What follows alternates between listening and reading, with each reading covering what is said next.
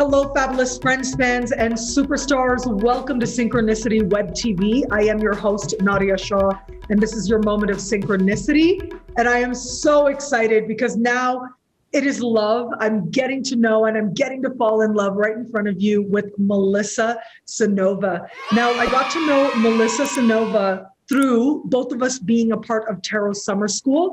And I will link to Tarot Summer School below, but she is this world-renowned, incredibly accomplished author of the Kitchen Table Tarot series of books. And so we're gonna talk about like just about everything, because even before the camera came on, she was telling me how she has 7 planets in Sag. I have my moon in Sag. And so right there. We're like right here. Exactly. It's home. I feel at home with you. That's what it is. Yeah, for sure. I'm obsessed with you. First of all, you're beautiful. Oh. And I love beautiful people and things. I think that it's like in The Color Purple, when she says, God gets mad when you see the color purple and don't say anything. And that's how I feel about if I see somebody beautiful, I'm going to absolutely tell them that. And if I see something, I'll try to bring it home. And I have flowers in my house all the time. And so I think I was like, wow, she is objectively amazingly gorgeous and beautiful. And the second thing was, after I heard you go on for a second, I was like, and we're going to be best friends. Yeah, so, exactly. And it feels like that, doesn't it? Yeah. You also have an Aquarius rising and it's conjunct my sun. So for those of you who are astrologers out there, you can get it like right away. All the conjunct my moon, my sun on her ascendant. So there's I will conjunct your moon anytime you need me to. I got you covered. Thank you. I will be at home with you. Good. Yes. And so you were saying that with all those planets in Sag, you were told that either you would be a cult leader or you would be Oprah. Right. Exactly. And I think that, I don't know if it's going to be, that I don't feel Oprah like sized, but I do have really loyal clients and I keep bringing them into me. And recently I've noticed an influx of like young gay men, which I just adore. And a lot of young gay male tarot readers have started to follow me and send me messages, and it's really sweet. So I'm building an army, apparently, just in case the tarot wars ever come to be. So that's handy. But, it's really fun as I'm older in this tarot experience, being known as Auntie Tarot, which is what they call me, and getting to teach some of these kids. I think it's really cool. It's a neat evolution in my 30-year experience with tarot. Instead of being the young kid with all the sass, now I'm the older teacher with all the sass. All the sass. So. That's the Sag energy there, but nothing wrong with all that sass. Exactly. Yeah. And so all that ass. Why do you hold that ass too? I love it. You know what I like to say? I like to say nothing wrong with a curvy girl. That's what I like to say. Nothing wrong with a curvy girl. And that actually came from a fan, because I was on my personal Facebook account, and this was a few years back, and I was like sort of very down about the fact that I gained some weight. And the comment was, I don't know, I don't think there's anything wrong with a curvy girl. And that just became a mantra in my life. Yeah, I had 2 things happen that helped my confidence a lot. One of them was Amy Schumer. Can I use bad language on this? Is that okay? You can. Go for it. Okay, trigger warning, explicit language if it matters.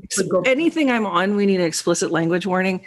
Well, but she was being talked to by like Vogue or something, like Vogue Woman of the Year. Yeah. And she got up and she's like, I weigh 176 pounds. And she got real quiet. And then she goes, and I can catch a dick anytime I need to. And everybody went, damn, because they're selling this ideal of what we're supposed to be, and the end product is supposed to be so that you can get impregnated and get married or whatever. And in one sentence, she just stood there being a beautiful Valkyrie. Actually, she's Jewish, a beautiful Jewish warrior. And I loved what she said, because never in my entire life have I ever tried to, I've ever been in bed with somebody and they went, ugh, cover that shit up. That's never happened. Yeah. In fact, the opposite usually happens. So as long as it's not affecting my health, I don't give a fuck. And I like being a stack of curves, because there's, I got cute clothes and cute tattoos, and doesn't need to be the focal point of who I am. But yeah, I like this, this kind of all these women's upraising. And I love Zoomers who are just like, I saw this meme about a Zoomer kid who went in the doctor's office and walked right past the scale and said no. And her mom was like, you can do that? And the kid was like, yeah, and weight requirements and health is super sus. And I'm like, oh, I love Zoomers. So I'm learning how to love my body because of my 17-year-old daughter, Oh, that's so fucking awesome.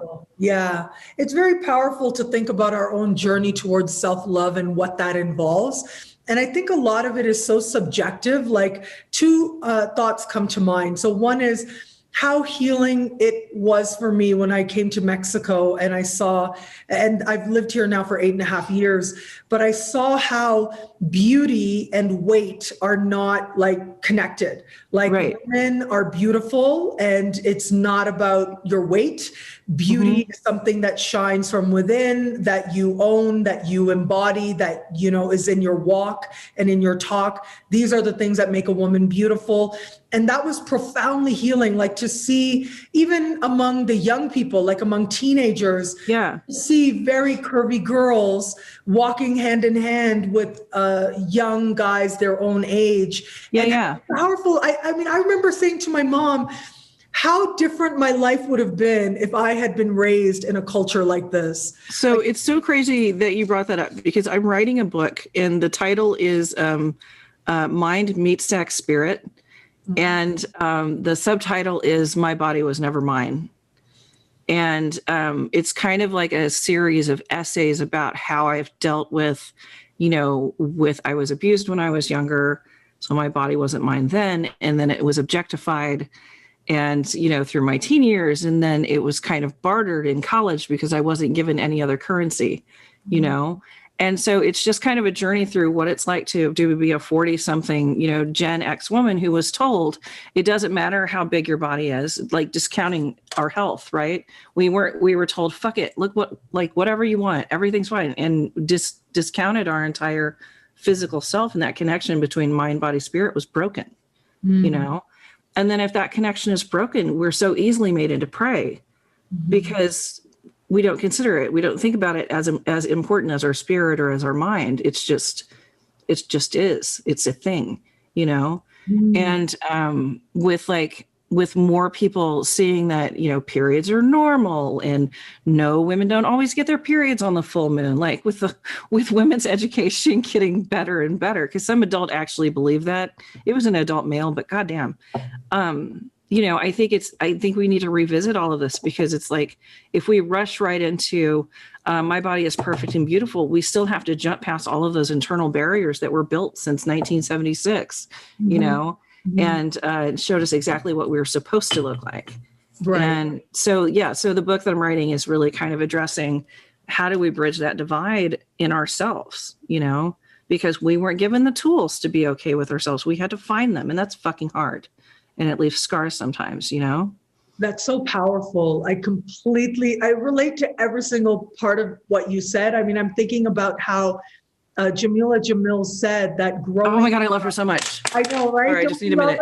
Let's just have a fan out. I think she's a bodhisattva. I think she came to the earth to keep us all feeling happy and at peace and in our skin. I know. And I just love her so much. I know. I just love her. She's so much about self-love and she's such a force online and all the good things that she's doing. Yes, she's so fierce. And so anyways, she was saying that growing up with this ideal that was heroin chic in the 90s, it was a type of trauma perpetuated by the media. And I'd never thought of it that way. I'd never thought of it as like, I remember growing up and just only seeing that as the ideal. Like, that's it. You have to like practically vanish in order to be considered beautiful, not being celebrated, and how much things have shifted and changed. I mean, how different it's going to be for people growing up now. Well, like my daughter is 17 and she's growing up seeing Lizzo. Fuck yeah. Lizzo. And I grew up like watching Latifah, and I love Queen Latifah. Like me and Latifah go way back to when she wore the stacked hats. But she's amazing in the fact, like I was watching her watch Lizzo at an award show, and she was always given shit for being a bigger woman, but she's fucking tall too. Like Queen Latifah will whoop your ass. Like she's a big woman, but she will kick your ass. And I just remember like seeing all these articles giving her shit about her weight. And here she is watching Lizzo fucking celebrate in a bikini, blowing the flute, dancing on a giant ass. And she looked so joyful. You know, Latifah looked so, I can't believe I keep calling her Latifah. I should be calling her ma'am because, oh my God. But she looked so joyful to see another big woman, a big Black woman, getting celebrated like that, you know, and honored like that. And I'm so glad that she got to see it, but I do wish that she got to be it too, you know. It makes me sad. But yeah, you know, we hope self-love reigns. And I will also say that I remember many, many, many years ago, a friend of mine, a beautiful, slim, tall Puerto Rican woman. So she was at this women's healing retreat, and she was telling me about how they were going around in a circle and they started talking about body image. And these women, one at a time, started to make fun of women who were very thin.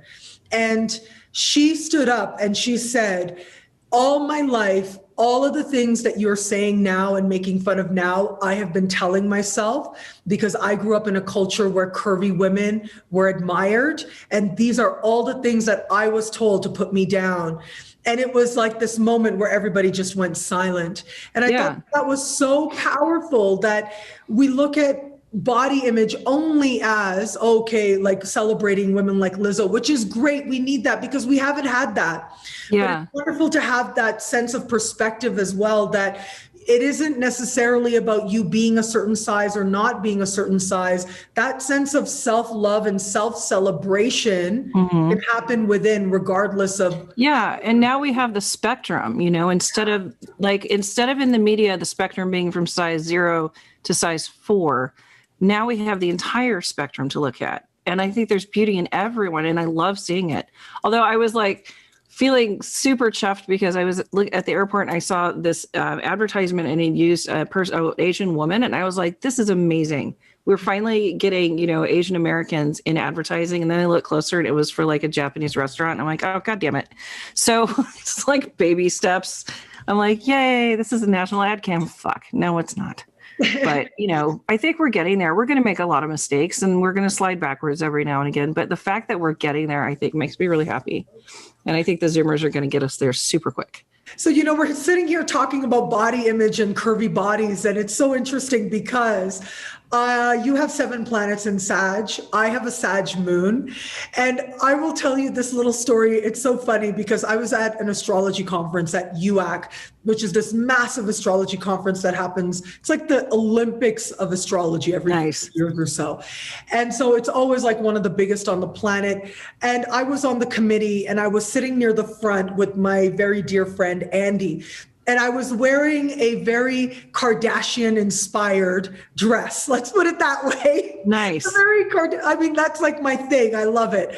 And so we were asked, all the committee members were asked to get up and wave. And so I was like, oh, darn it. Okay, I'm going to get up and wave. And I did that and I sat down. And then I turned to Andy and I said, oh my God, everybody's going to know I have a Sag moon. And he's like, what do you mean Sag moon? I said, well, like I'm curvy bottom, right? Mm-hmm.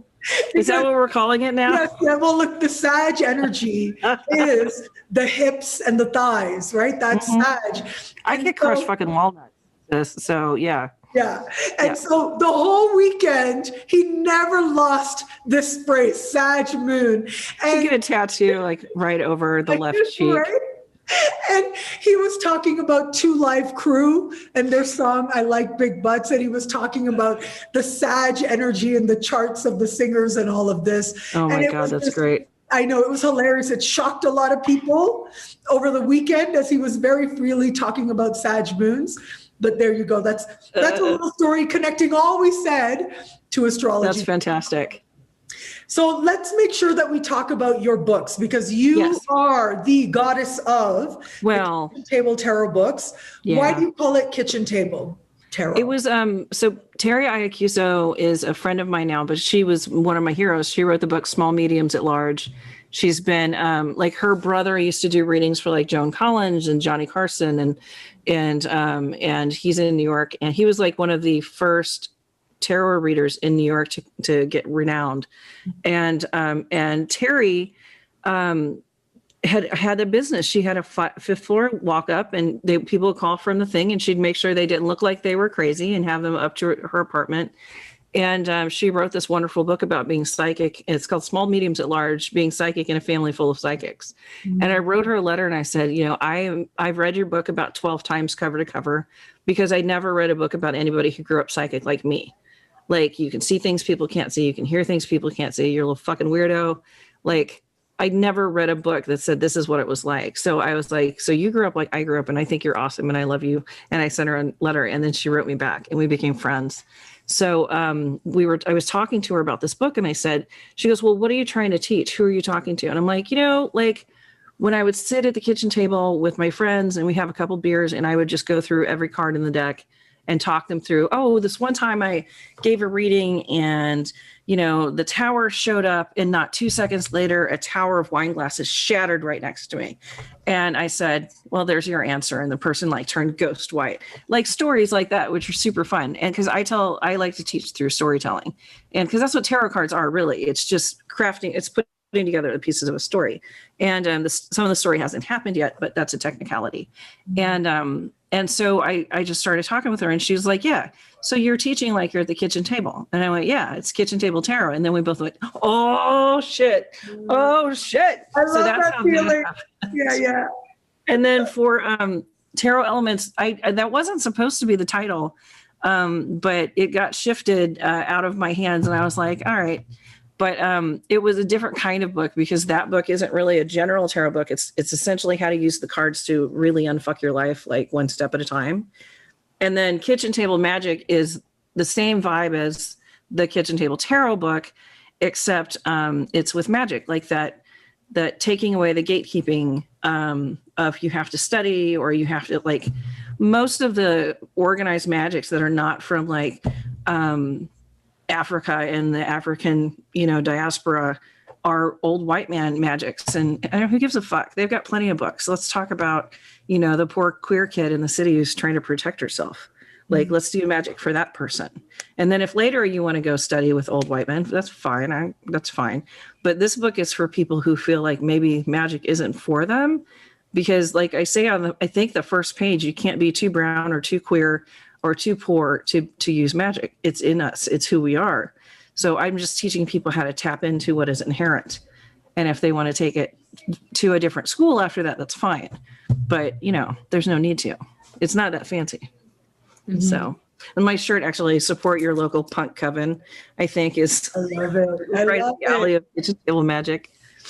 And so you say that it's not that complicated as you're talking about magic. Do you also feel that way about tarot? Like, that's like a philosophy that you use when you write your books and teach?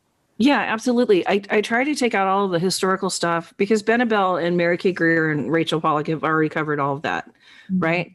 And I try to take out all of the gatekeepery stuff, like you have to do X, or you have to buy a $30 candle or some shit like that. You could visualize a flame. That's magic too. You know what I mean? But I don't think enough people know that. And I feel I take umbrage when I see, a prosperity candle that costs $30. So I'm like, you could literally buy those down at the bodega for $3 and carve or write on them with markers. And it's even more powerful than that one that you bought, mm-hmm. So it's just, I think that these two practices, if you read my book and you know nothing about tarot, you will be able to do a tarot reading when you finish it. You're going to make mistakes, you're going to fuck up, but you're going to be able to follow a 3-card spread and figure out exactly what that means. Mm. After that, you can learn all of the history and all of the stuff. And after that, you can learn all of the traditions, and because it's a really wonderful and rich traditions.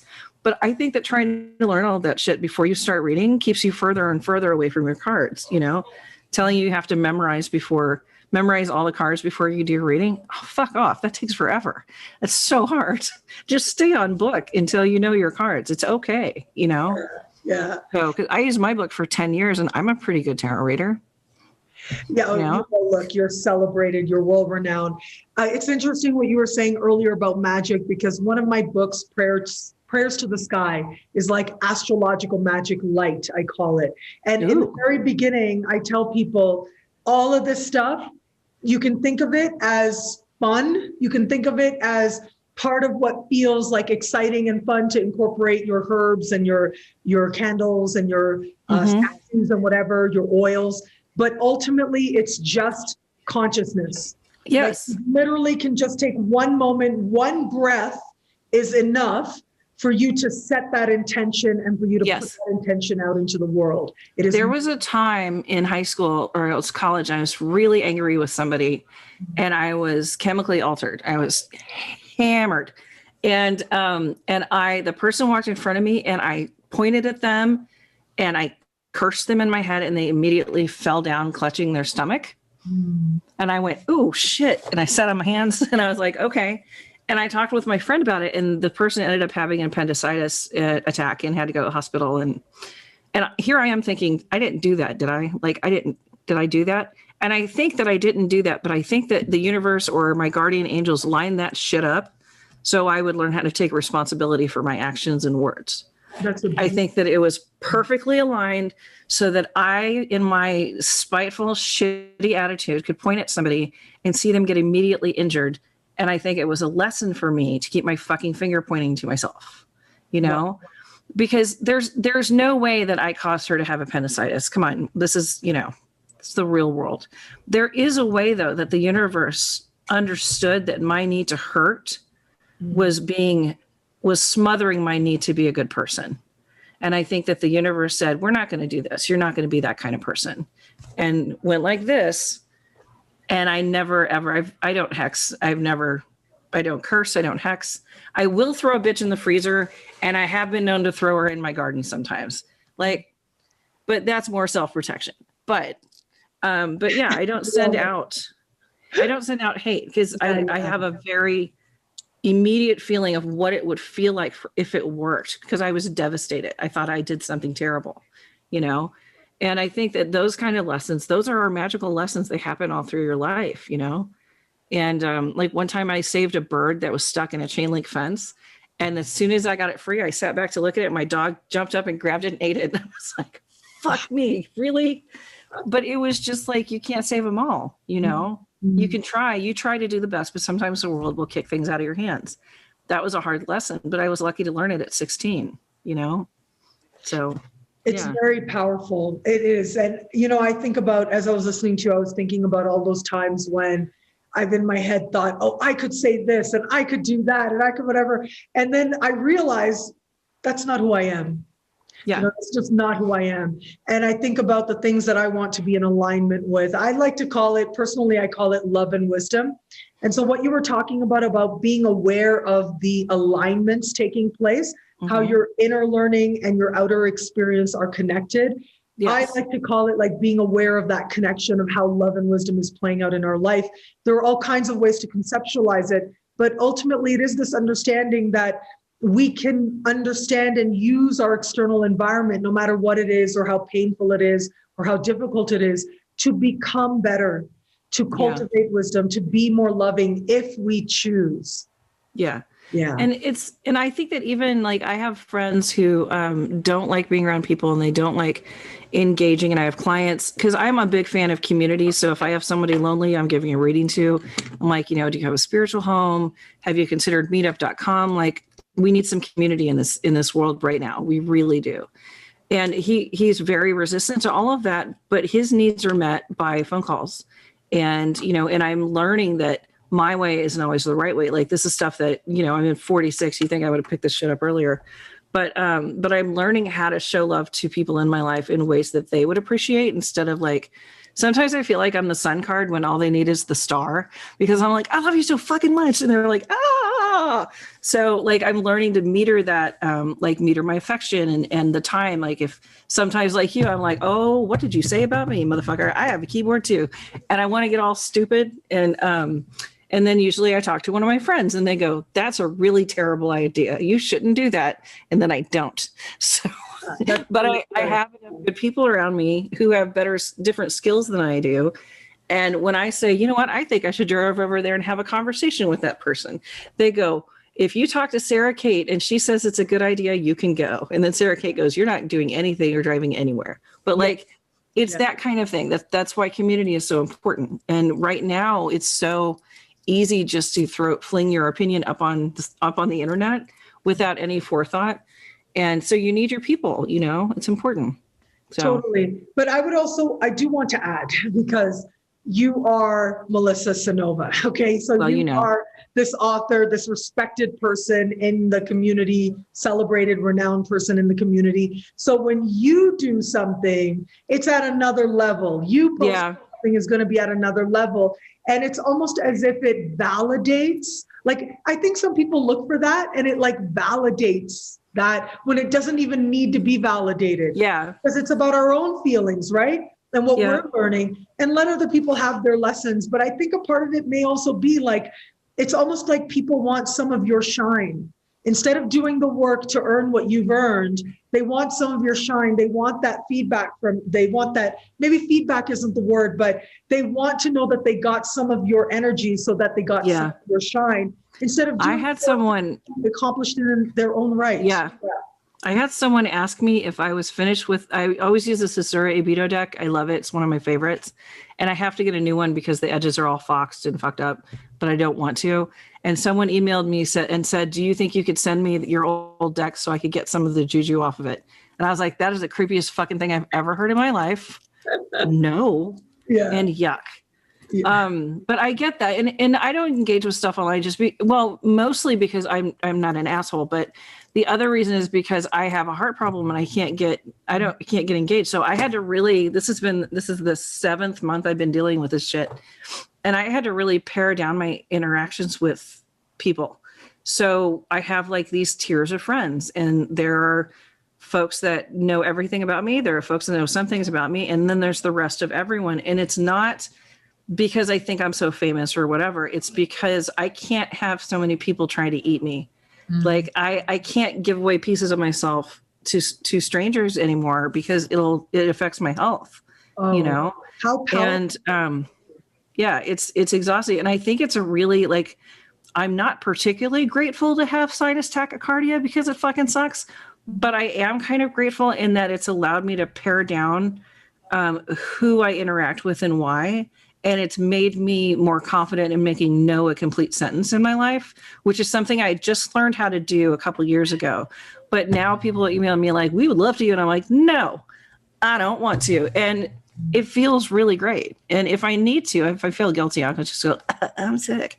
But it feels good to just be able to honor that no is a complete sentence, you know? And I wish I'd been able to do it my whole life. I think that would have been wonderful.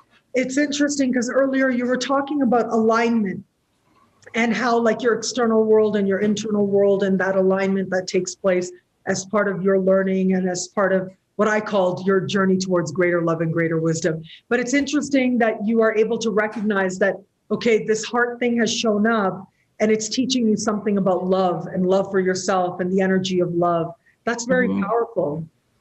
Well, and you have a lot of time to think when you can't fucking do anything, but it's on purpose. You know, I had a psychological issue. I got diagnosed with PTSD and put on the wrong medication for me at the beginning of quarantine. And then they dropped me from like 170 milligrams to 60.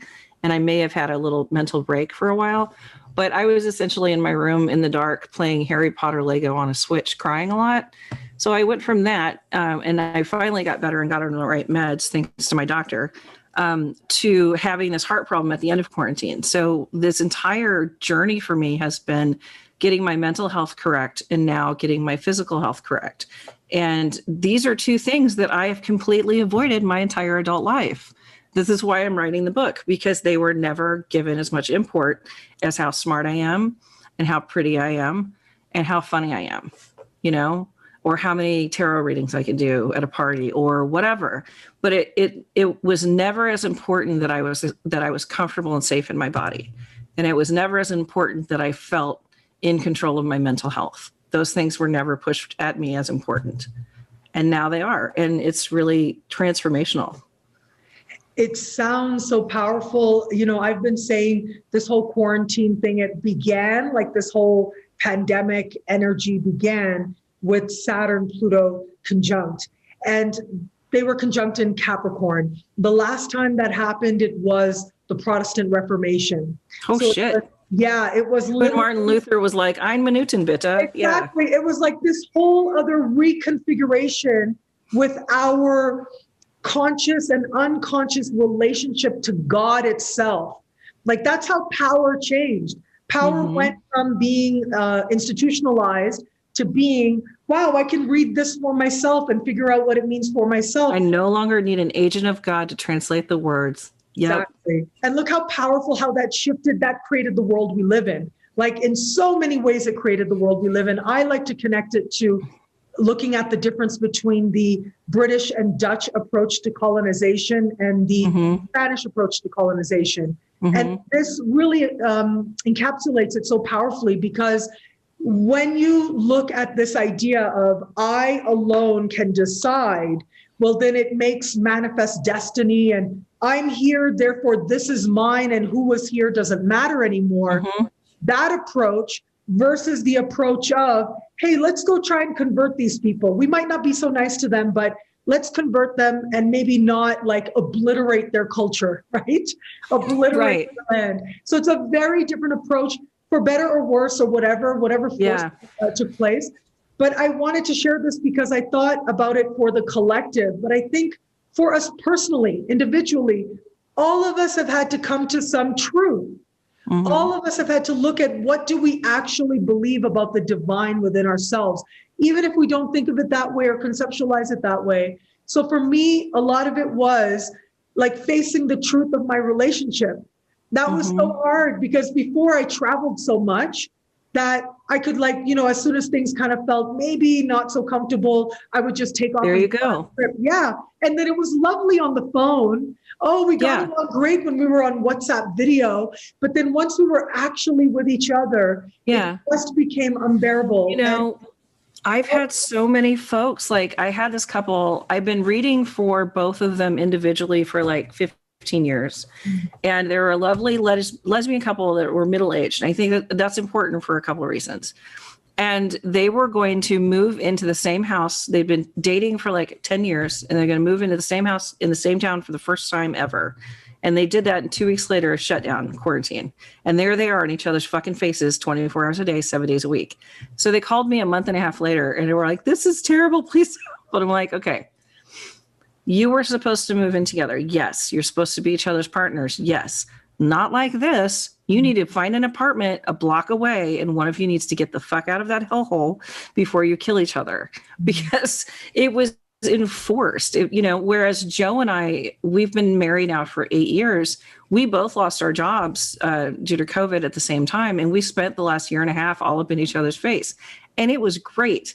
I love that guy, and he's like my best friend. But had we just moved in 2 weeks before, I would have freaked out and probably stabbed him in the face a lot. But these two women, they did what I suggested, and they're getting married next year. So everything worked out okay, and they're actually keeping the apartment so that they can have private space. And, you know, they'll just take it for every other weekend or rent it out to friends or whatever.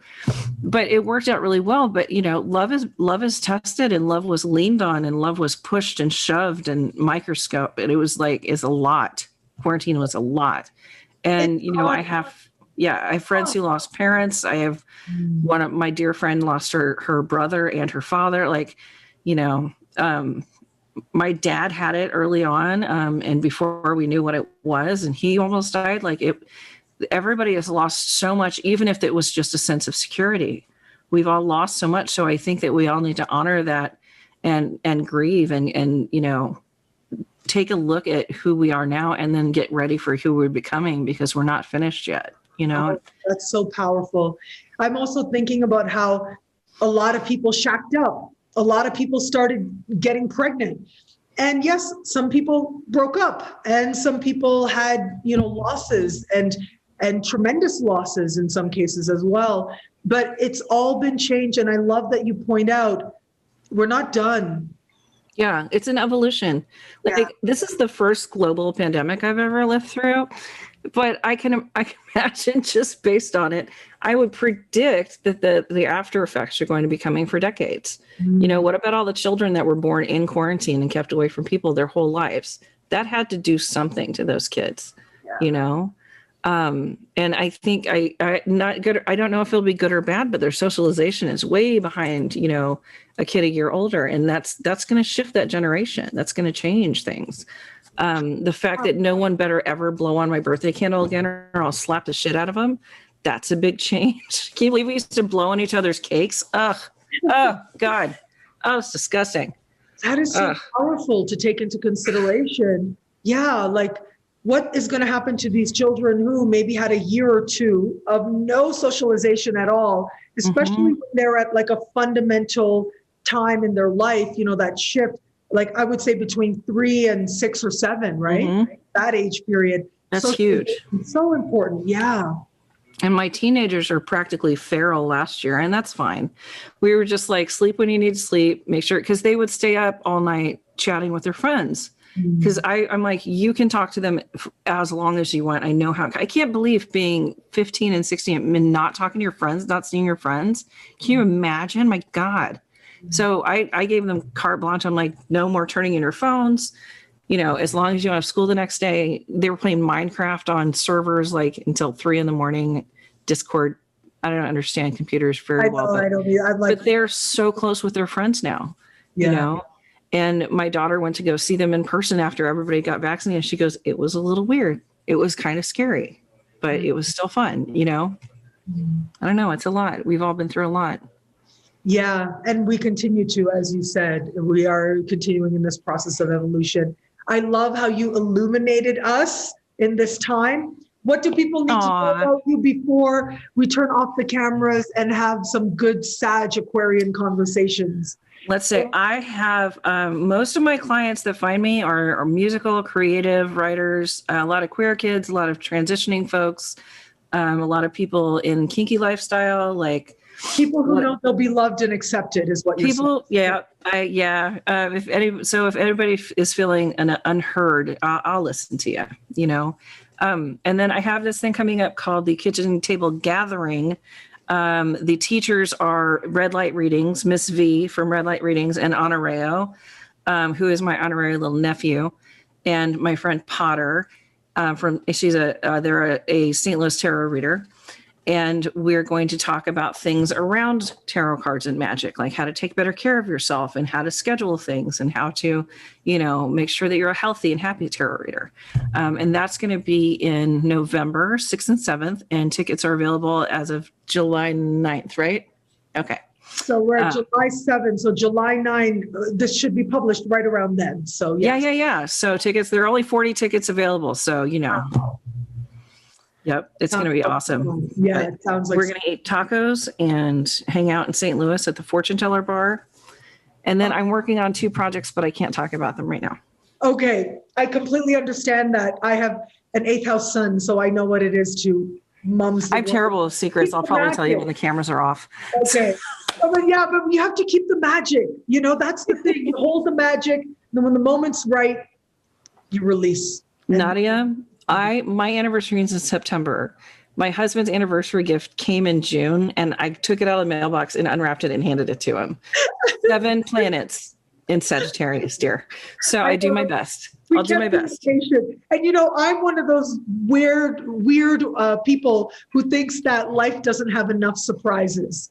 Like that's how I am. So I love a surprise. I love the way life can. It was a surprise. It was early. Surprise. Surprise. It's really early. Yeah. I love it. Well, look, I love you. I'm so happy to get to know you, Melissa Cynova, the great Melissa Cynova. And I hope that you guys will see a lot more of her in the weeks and months ahead, because gosh, are you fun. Goodness. Thank you so much. Yeah. And thank you so much for being here. Thank you so much for watching. And until we connect again, take care. Bye.